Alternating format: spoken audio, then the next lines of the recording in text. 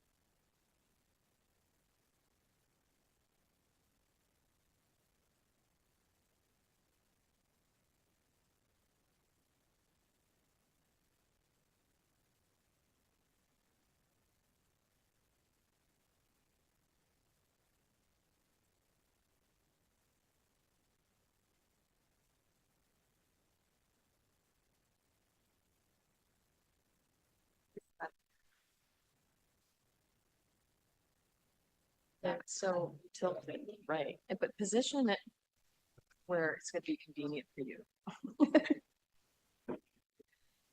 Yeah, see like that.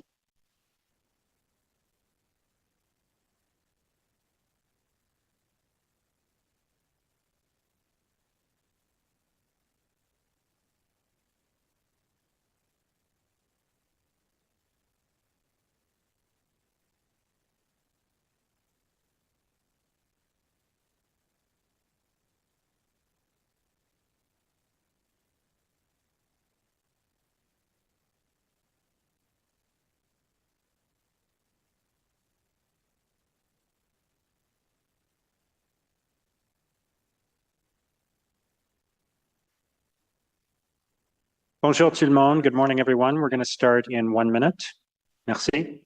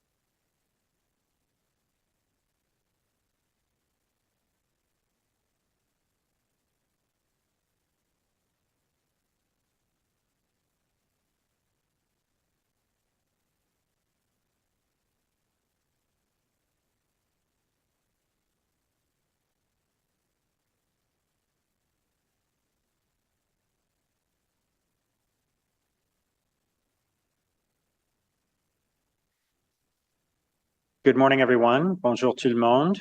Welcome. Thank you for joining us today.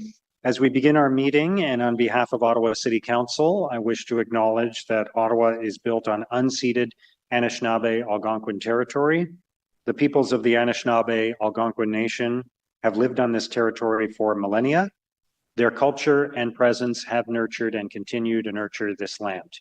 The City of Ottawa honors the peoples and land of the Anishinaabe Algonquin Nation and honors all First Nations, Inuit, and Métis peoples and their valuable past and present contributions to this land.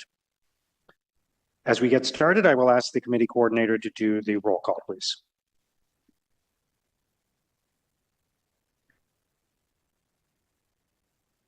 Councillor Luloff.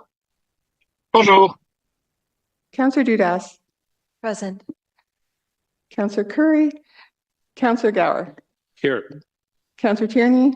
Present. Councillor King. Here. Councillor Leeper.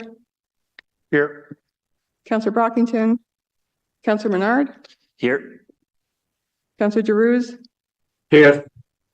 Vice Chair Kitts. Here. Mayor Sutcliffe. Here. You have a quorum, Mr. Mayor. Thank you. Just a reminder that this is a public meeting to consider the proposed comprehensive official plan and zoning bylaw amendments listed as item 7.4 on today's agenda. For the items just mentioned, only those specifically identified in the Planning Act who make oral submissions today or written submissions before the amendments are adopted may appeal the matter to the Ontario Land Tribunal. To submit written comments on these amendments prior to their consideration by City Council on October 16th, 2024, please email or call the committee or council coordinator. Are there any declarations of interest? Confirmation of minutes from our meeting on the 16th of September. Are the minutes confirmed? Item 4.1, uncollectible taxes under Section 354 of the Municipal Act 2001. Is that carried? Item 5.1 is the comprehensive legal services report for the period January 1st to June 30th. Is that carried? Or sorry, received? Is that received? 6.1 is the West Carleton Environmental Center host community fee criteria and process. And I know that Councillor Gower has a direction related to that. If people are comfortable with dealing that quickly. Councillor Gower. Thank you. Yeah, the direction is that staff consult with waste management and provide an annual report to council outlining the remaining balance from the Community Initiative Fund legacy funds established through the 2001 settlement agreement between Waste Management and the City of Ottawa. This report shall include the total balance remaining in the fund, the balance remaining for each ward, and a list of projects utilizing the legacy funds in the previous calendar year. Thank you, Councillor Gower. Staff are okay with that? Okay, is the item carried? Item 7 is the Strategic Initiatives Department 7.1, second application for approval to expropriate lands, Bank Street Rehabilitation Project, Phase 1B. Is that carried? 7.2 is a land exchange with Barrhaven Conservancy Strandherd Incorporated. Is that carried? Item 7.3 is the Spark Street Business Improvement Area. We have a couple of delegations on that, so we will hold that one. Item 7.4, we have a presentation on as well. Item 7.5 is the delegation of authority, acquisition and sale of land and property from the 1st of January to the 30th of June. Is that received? Okay, so going back to item 7.3, which is the Spark Street Business Improvement Area boundary adjustment. There is a technical motion on this, so Councillor or Vice Chair Kitts, if you wouldn't mind moving that, please. Sure. Thank you, Mr. Mayor. Whereas the Spark Street BIA Board of Management submitted a letter on June 17, 2024, document 2 to the City of Ottawa, officially requesting that City Council adopt a bylaw to expand the BIA boundary as identified in document 1. And whereas the Spark Street BIA boundary expansion area includes the properties along the west side of Elgin Street, north of Slater Street, but the background section of the report erroneously indicates that properties along Elgin Street are not included. Therefore, be it resolved that the third paragraph of the background section on page 3 of the staff report be revised to read as follows. The Spark Street BIA Board of Management submitted a letter on June 17, 2024, document 2 to the City of Ottawa, officially requesting that City Council adopt a bylaw to expand the BIA boundary. The expanded boundary is identified in document 1, proposed boundary expansion map, Spark Street BIA. The BIA proposes to expand west to Bay Street, south to Laurier Avenue, and east to Metcalfe Street, and along the west side of Elgin Street, north of Slater Street. Between the expanded Spark Street BIA and the existing Centertown BIA, all downtown commercial properties would be included within a business improvement area, save for commercial properties in Centertown east and west of Bank Street and properties along Elgin Street, south of Slater Street. Thank you, Vice Chair Kitts. We do have a delegation from the Spark Street BIA and Mall Authority, Kevin McHale. And there's also a delegation from Christine Rozak. Are you just doing it on your own, Kevin? Yes, I am. Okay. Welcome, Kevin. Welcome. Thank you. Go ahead anytime.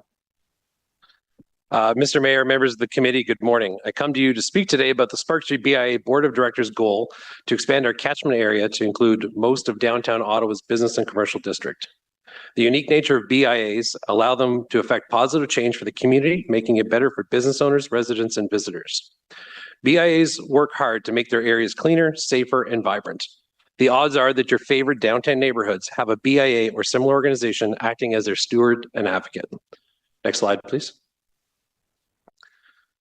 The proposed new boundary aligns with the city's downtown business district, Wellington on the north, Bay on the west, Elgin, Metcalfe on the east, and Laurier on the south. It does not include properties currently in the Centertown BIA. It consists mostly of mid to high-rise commercial properties with limited mixed-use residential. This area has faced and continues to face significant challenges. These challenges seem daunting, but the Spark Street BIA board strongly believes that we are the best positioned organization to meet these challenges. Next slide, please. As you can see from this slide, the membership of the BIA on the street front businesses would increase by 167. This unfortunately also includes 33 vacant spaces at this time. Next slide. What is the role of a BIA and how is it funded? It is an association of commercial property owners and tenants within a defined area who work in partnership with the city to create a thriving and vibrant area that is clean, safe, and inclusive. It attracts locals and visitors. It is a place where new businesses want to be. The BIA board and staff identify the needs of the area and develop a strategy and budget that allows them to actively enhance the quality of life in the neighborhood. The budget is funded through an annual levy that is collected in addition to the municipal property taxes collected from the commercial property owners and tenants in the trade area. The budget is approved by the board and presented to the membership at the AGM. Next slide, please. When BIAs were first established in Ottawa in the 1980s, they were created to address the needs of main streets. Since then, downtown neighborhoods have evolved into larger districts that include diverse commercial offerings on secondary streets. This has led to service gaps for public realm maintenance and no direct support for these businesses. During the pandemic, some support programs required businesses to be within a BIA catchment to qualify, leaving many downtown businesses unable to apply or without support for complicated applications. After the convoy protest, Sparks Street BIA staff provided essential information to businesses beyond our current catchment area to help them access the Downtown Relief Fund. The expansion of the BIA will help bridge these gaps. Next slide, please. Sparks Street has an award-winning record when it comes to placemaking in public realm, programming, and promotion. Using the Sparks Street public realm as a guide, the BIA has created novel places for people to gather, beautify the areas with plants, trees, and flowers, maintained and repaired infrastructure, and refreshed and expanded our programming offering on our historic street. A living capital, the Downtown Ottawa Action Agenda, developed by the Canadian Urban Institute, the Ottawa Board of Trade, and the City of Ottawa, calls on the public and private sectors to build a desirable, resilient, robust, and inclusive downtown. An expanded BIA can bring to bear our unique experience and our ability with continually evolves to advocate, support, and meet the changing needs of a growing downtown core now and over these next crucial years. Next slide, please. Imagine events like Busker Fest and Winterlude extended throughout the downtown core. Winter lighting pushing back against dark winters, music filling the streets, and murals telling the stories about Ottawa's past and future. Picture underutilized spaces coming to life through collaboration, arts, and cultural programming. Next slide. In conclusion, I urge you to support the positive and long-lasting impact this initiative will have on our downtown core. The Sparks Street BIA's board's proposed expansion is timely and strategic, and it aligns with the needs of downtown, its business community, and residents. We can ensure that downtown Ottawa becomes the vibrant place that our G7 capital deserves. Thank you. Thank you very much for the presentation. Councillor Choster. Thank you so much, Kevin, for being here. You may have all seen my support for this initiative in the report. I am very excited about this possibility. Kevin, one of the things I hear a lot about are cleanliness of downtown streets, just a general concern for maintenance and upkeep. Do you believe that this expansion will help extend and improve cleanliness in the downtown core?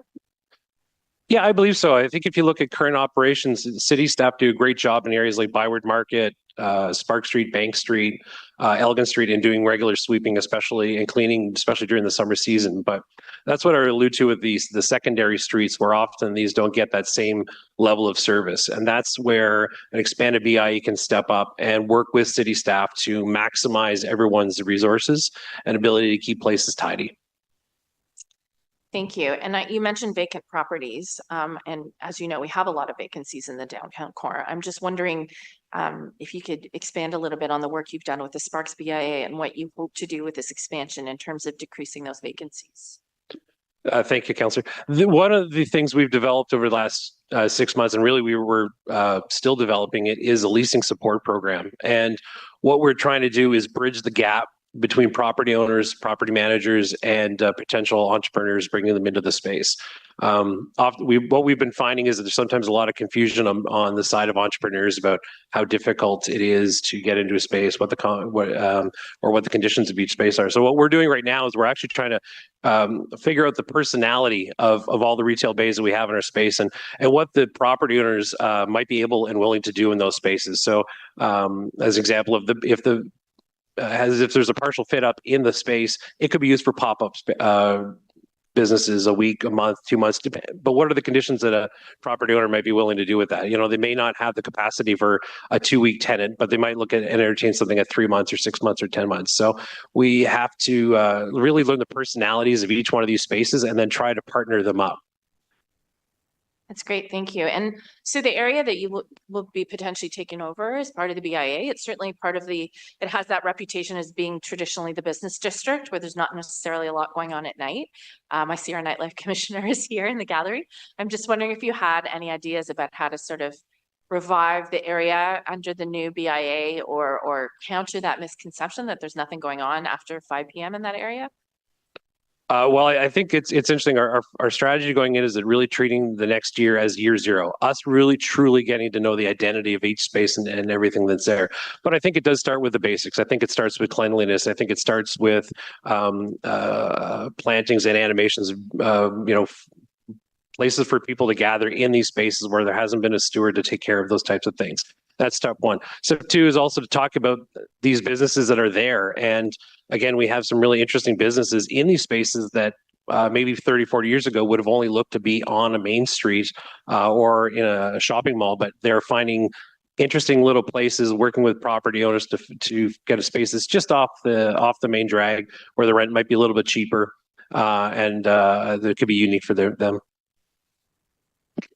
That's great. And I'll just add that we passed a motion in Transportation Committee last week that will also see money that we will gain from a very inconvenient road closure on Wellington Street, potentially investing those easement fees into the Spark Street public realm. So I'm very happy to see both of these initiatives go forward, Kevin. And I just want to thank you and the BIA for being really excellent partners with the city and really great stewards of Spark Street. And I look forward to seeing what you can do with the rest of the neighborhood. Thank you. Thank you. Thank you, Councillor Choster. Thank you, Kevin, for the presentation. So on the technical amendment then, is that carried? And then on the item as amended, is that carried? Okay, thank you. 7.4, the Affordable Housing Community Improvement Plan Program update. We do have a presentation from staff, from Justin Gript and Lauren Reeves.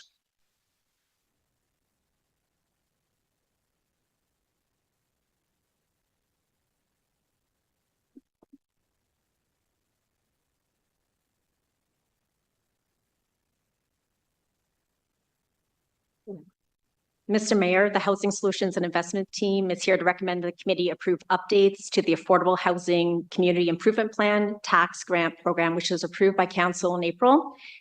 You'll recall that the program is a new program and the intent was to come forward with modifications as lessons were learned, and this is what we're here to do today. L'équipe Solutions de Logement et Investissement est ici pour recommander au comité d'approuver les mises à jour du plan d'amélioration communautaire pour le logement abordable, programme de subvention fiscale qui a été approuvé par le Conseil en avril. The program incentivizes the development of new affordable rental units by providing a yearly tax equivalent grant for 20 years. These are worth between $6,000 and $8,000 per unit. Staff have received the first round of applications, which could result in up to 450 new affordable housing units. This is really good news, and it demonstrates how programs implemented by Council can lead to more affordable housing. You'll be asked to approve the first round of applications in December. The team will be coming back quarterly after that point for future approvals as new requests are received.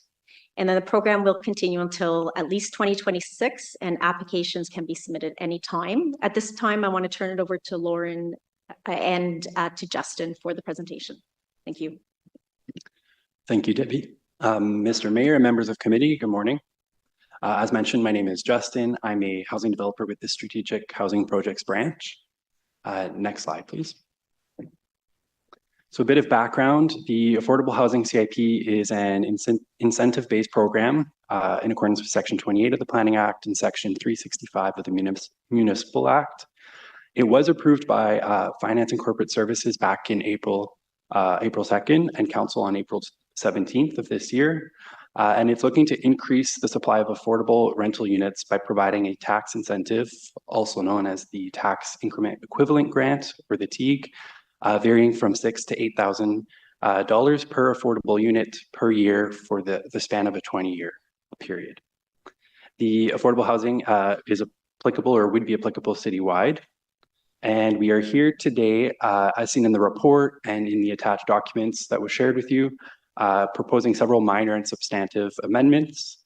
These substantive amendments must be made in accordance with the Planning Act and includes public consultation and council approval, which is the reason the item is being heard today. So in terms of recommendations, we recommend that the proposed amendments to the Affordable Housing Community Improvement Plan and implementing bylaws to replace and repeal bylaw number 2024-172 be approved. Next slide, please. In the interest of time, I will provide an overview of the 6 high-level substantive amendments that we are proposing. So for the first one, we're looking to add clarification to the definition of affordability. In some of our other work, we've noticed some inconsistencies in regards to the AMR, average market rent, that we use specific to the CMHC, and we wanted to add and be explicit that it is the Ottawa portion of the Ottawa-Gatineau Census Metropolitan Area. This will just ensure that applicants refer to the correct AMR rents, and it is for consistency and avoid any confusion. Amendment number 2, we're looking to add wording to ensure design standards of affordable units. So prior to approving any of the TEAG applications thus far, we were looking to clarify that the proposed affordable units be evaluated in terms of their location within one development, standards, finishes, and access to amenities in relation to the market units within the same development. We're looking to ensure more equitable distribution across the entirety of that development. And amendment number 3, we're looking to revise some of the timelines of the program. So with recent provincial legislative changes, particularly Bill 185, where pre-consultations were no longer necessary or required, and there's been legislative changes with the site plan control timeline. We've revised that CIP applications be submitted after building permit to ensure that the unit counts and the types of units are closer to final prior to accepting or approving an application. And it's really trying to remove the review of CIP applications away from planning timelines as they might change in the future. And then also we wanted to add a 4-year deadline for all CIP applicants to obtain their occupancy permit. So this would be after they've been approved with the TEAG. This reason is a bit twofold. So one is in terms of reporting. We want to avoid committing funds to a project that isn't proceeding. And we want to, second would we want to encourage development of affordable units in a timely manner. Next slide, please. We're also looking to add a bit more clarification in regards to program stacking. So we want to ensure there is no duplication of funding efforts from the city on the same units. So we recommend that the CIP cannot be stacked with other city programs or agreements, and this is in particular to Section 37 benefits, community benefits charge, or Action Ottawa dollars.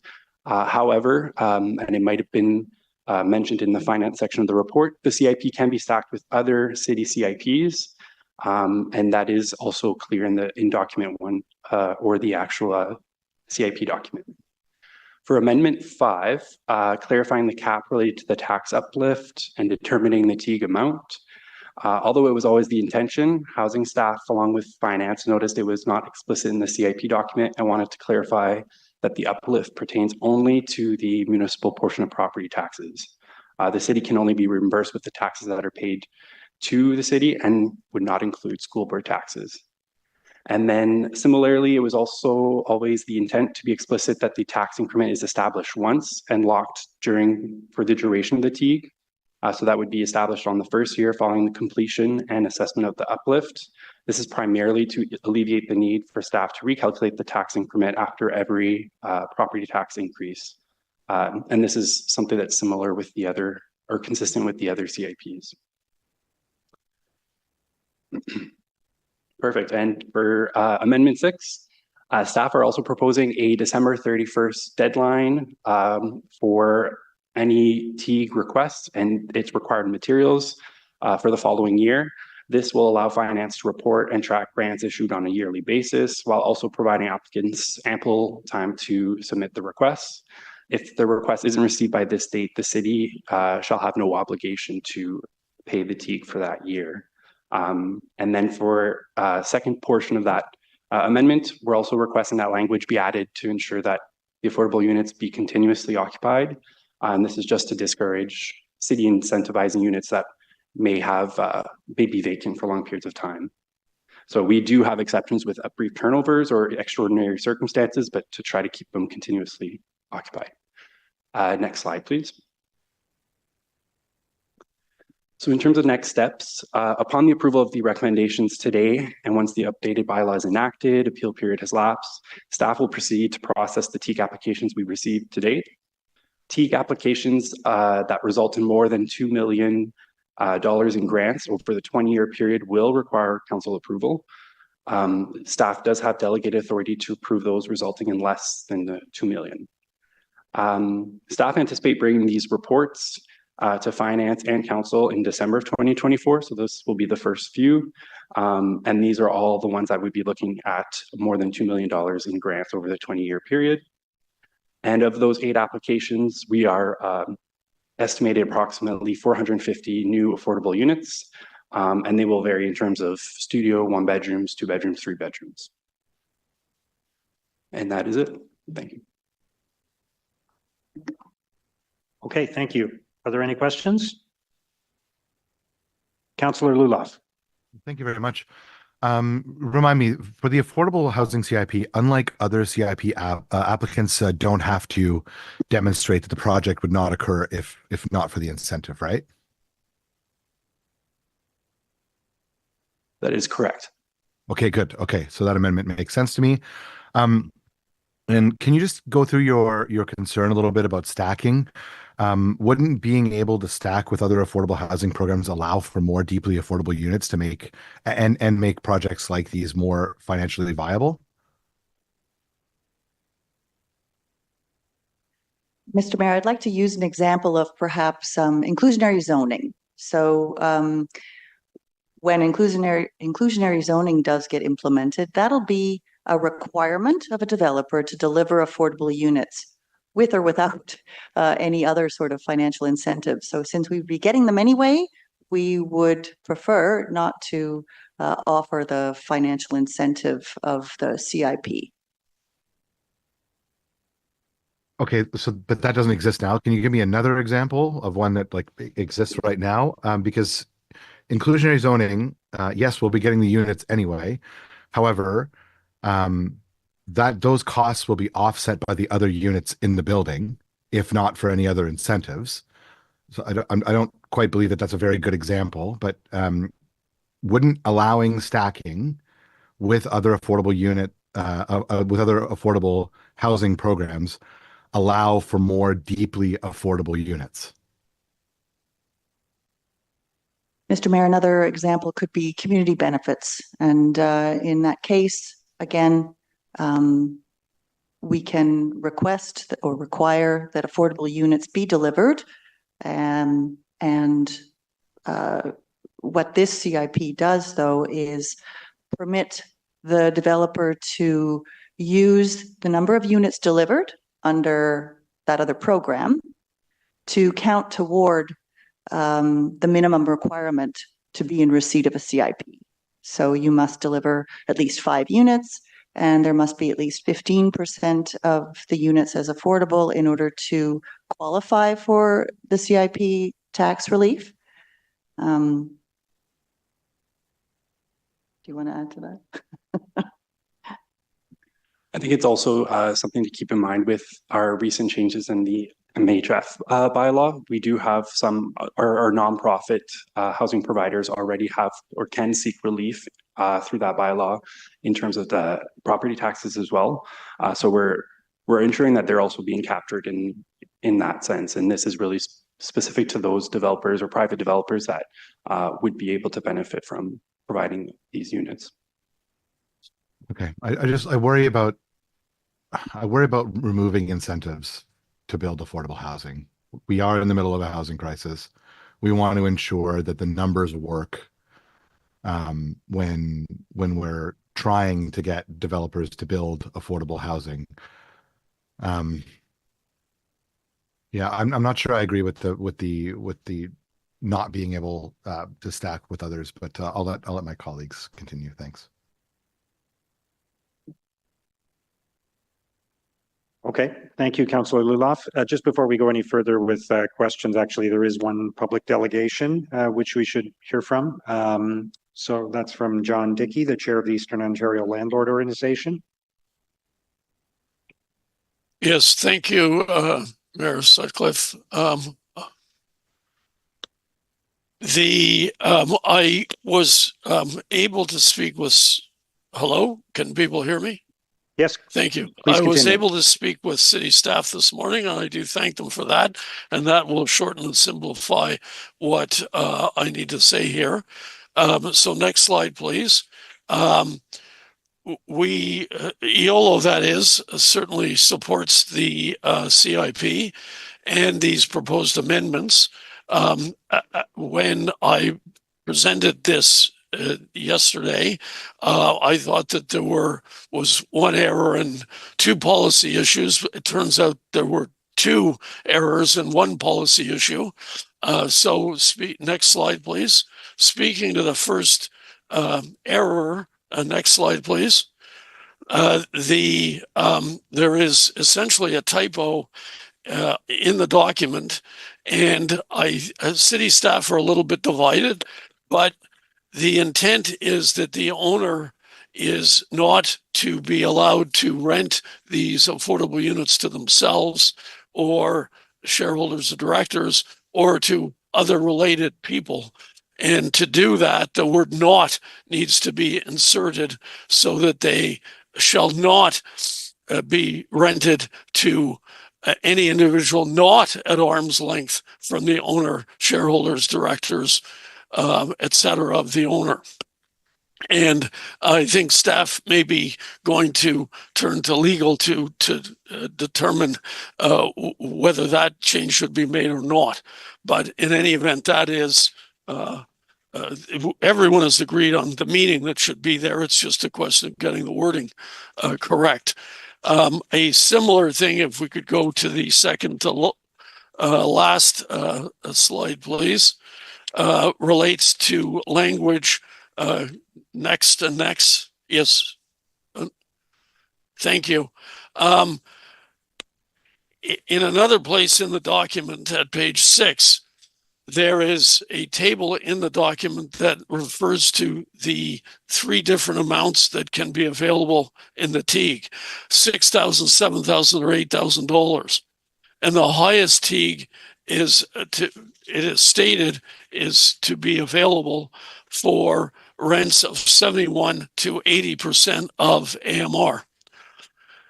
Whereas in the supporting documentation, the reference was to more affordable than 80% of AMR. And again, in reading this, it appeared to me that an entity should not be excluded from the TEAG if they chose to and were able to deliver rents at, say, 65% of AMR rather than 71% of AMR. And again, everyone agrees that is, staff agree that's the policy intent. I think everyone agrees that's the policy intent. That was in the background paper. And my suggestion is just that the actual document should reflect that policy intent. Now, if we could go up to 2 slides, one more. Thank you. Now, as to this issue, I had an interesting discussion with city staff on this point. And again, there is some sympathy for this position, but it turned out, as is often the case in these housing policy issues, that this issue is more complicated than it appears at first sight. And in fact, it is tied into other issues. And in fact, city staff and the housing staff are reviewing this issue in a broader context. They intend to review it over the next 2 years, at some point within the next 2 years. And what we came to was the fact that we all agree, at least that is staff and I agree, that it should be looked at, that the issue is complicated, and that I am happy to support the document as it stands, with the understanding that this issue will be looked at over the next 2 years or so. And at that point, the issue may be addressed. Because the point is, there is conflict between the degree to which the units are directed to people who need them the most. If we look to the next slide, please. Mr. Dickey, you're at time. So, all right. If you wouldn't mind just wrapping up quickly, that would be great. I'll just wrap up with, there is a point here, but staff would prefer to go forward with the document as it is. And I'm Neolo is satisfied to see that take place with a review over the next 2 years. Thank you. Thank you, Mr. Dickey. Councillor Troster, did you have a question for Mr. Dickey? Okay. Anybody with a question for the delegate? Okay. Councillor Leeper. John, thank you very much. Your third point with respect to the affordability threshold seems legitimate. Did staff give you any indication of why they don't want to make that change now? And can you give me some indication of why you're satisfied to let it move forward the way it is? Well, I think they should speak to that. My sort of satisfaction is that it is tied in with other issues. It's tied in with the arrangement, the provisions with OCH.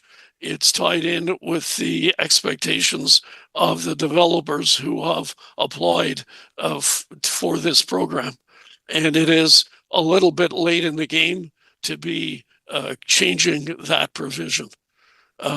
So again, better that issue had been dealt with a year or 8 months ago.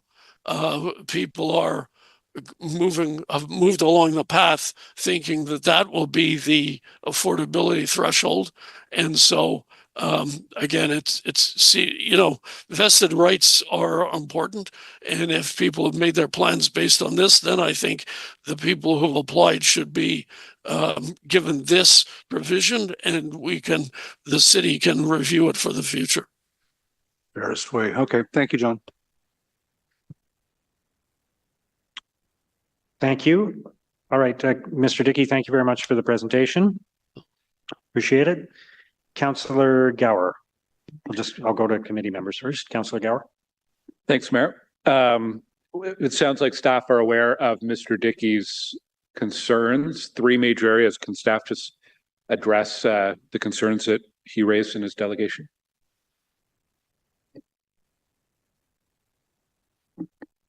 Mr. Mayor, we had the opportunity to meet with Mr. Dickey this morning and discuss in some pretty good detail about the issues that he's raised. The 2 issues, one related to arm's length, one related to the way the table reads. We are vetting this with legal counsel, and it looks like we can probably bring these forward as a technical amendment if necessary at council on October 16th, if that's permitted. In terms of the 30% threshold, the affordable piece, with that, there are 2 key projects that are underway by our colleagues in housing and homelessness services and community and social services. They're working on, first of all, the definition of affordability and where that threshold should sit, how we should define affordable.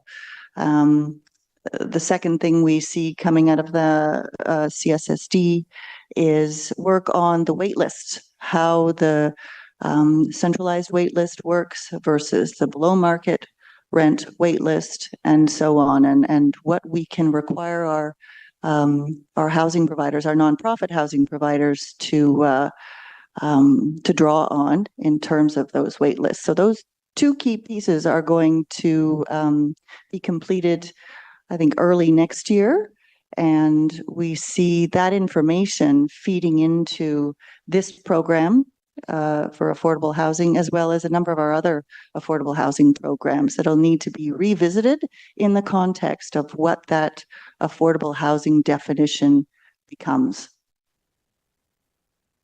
Okay, and that definition is a work in progress, and therefore that's why we see we will see changes over the next couple of years. That's correct. And this program is for the CIP is intended to be revisited at the end of 2026. It was only a pilot until that time, and then we can certainly review more in a more fulsome way at that time. And it looks like for now you're trying to align to CMHC definitions. Is that partly for simplicity for builders so that they're not trying to match, I guess, rents to a whole bunch of different definitions of affordability? Or Mr. Mayor, that is what we use, and most of our programs are established around average market rent and 80% of average market rent as published by CMHC in their annual market rent survey. That's correct. Okay. I also wanted to ask, of the 8 applications and 450 units, that's excellent. I think exceeded what I was probably expecting this soon into the program. Are there any trends or anything in common with the applicants? Are these larger builders, smaller builders? Anything, any type of builder where this is appealing the most to, or are we seeing a variety?